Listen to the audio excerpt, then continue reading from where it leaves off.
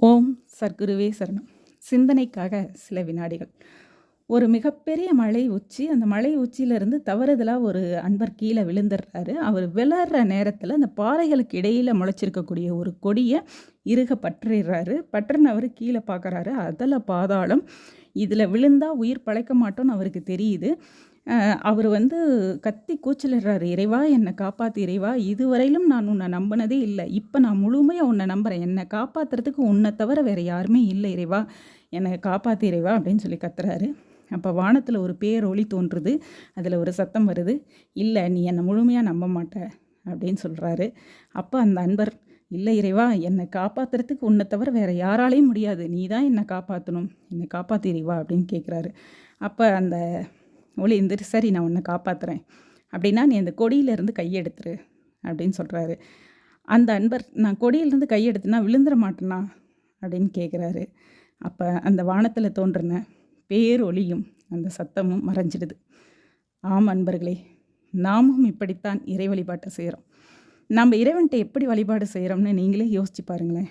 நம்ம போய், "இறைவா, எனக்கு இந்த வேலையை மட்டும் கொடுத்துரு இறைவா.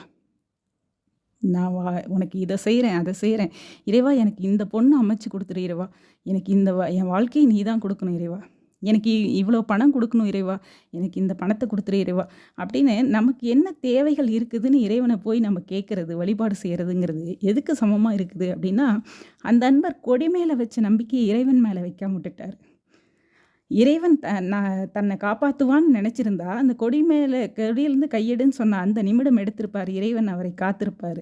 ஆனால் அந்த அன்பர் என்ன கேட்டார்? "நான் கொடியிலேருந்து கையெடுத்தா விழுந்துட மாட்டேனான்னு" கேட்டார். அதுபோல தான், இந்த வேலை கிடைச்சா நான் பொழைச்சிருவேன்னு நீங்கள் நம்புறீங்க. இந்த மருத்துவம் கிடைச்சா நாம் நல்லா இருந்துருவோம்னு நினைக்கிறீங்க. இந்த வாழ்க்கை துணை அமைஞ்சா நாம் நல்லா வாழ்ந்துருவோம் அப்படின்னு நம்புறீங்க. இது அனைத்துமே நமக்கு முழுமையாக இறைவனை சரணாகதி அடைந்து விட்டால் எது நன்றோ அதை இறைவன் கொடுப்பான் அப்படிங்கிறத நம்ம உணர்ந்தோம்னா, எதை தேடியும் நாம் போக மாட்டோம். இறைவன் நமக்கு எந்த நன்மைகளோ அதை அத்தனையும் செய்வார். நமக்கு நல்லது நடக்கையிலையும் இறைவன் கொடுக்கறது, கெட்டது நடக்கையிலையும் இறைவன் கொடுக்கறது. நமக்கு நல்லது நடக்கையில் இறைவன் செய்கிறாரு. அதனால் அந்த நல்லதை மிக பவ்யமாக அனுபவிக்கவும், கெட்டது நடக்கையில் அது இறைவன் தான் கொடுக்குறாரு. அதனால் நிச்சயம் அவரை நம்மை காப்பாருங்கிற நம்பிக்கையோடையும் நம்ம பயணித்தோம்னா, இந்த இறை சக்தியை முழுமையாக நம்பி சரணாகதி அடைந்தோம்னா, வாழ்க்கையில் நமக்கு என்றும் தோல்விகளும் இல்லை, நமக்கு தோழ வேண்டிய தேவைகளும் இல்லை. சர்க்குருவே சரணம்.